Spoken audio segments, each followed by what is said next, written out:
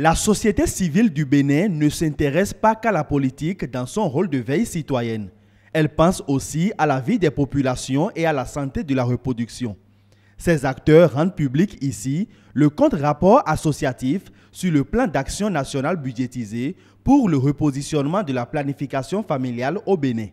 En effet, le 29 janvier 2015, le ministère de la Santé lançait officiellement ce plan pour la période 2014-2018. À quelques mois de la fin de cet intervalle, il paraît nécessaire de porter un regard sur le chemin parcouru.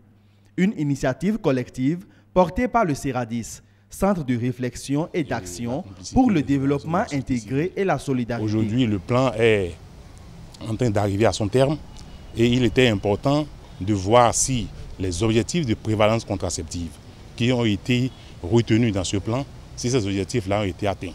S'ils n'ont pas été atteints, quelles sont les raisons, quels sont les correctifs à apporter et aussi quelles sont les propositions indispensables pour pouvoir améliorer le taux de prévalence contraceptive du Bénin.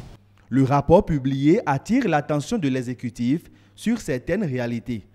On ne peut atteindre la révolution contraceptive si au moins 60% des femmes en âge de procréer acceptent de se mettre sous une méthode moderne de contraception.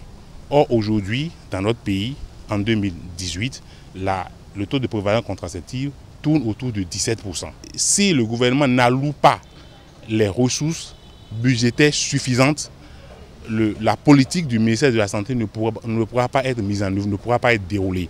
Le rapport, objet de vulgarisation, est le fruit d'un atelier qui s'est tenu en juillet 2017.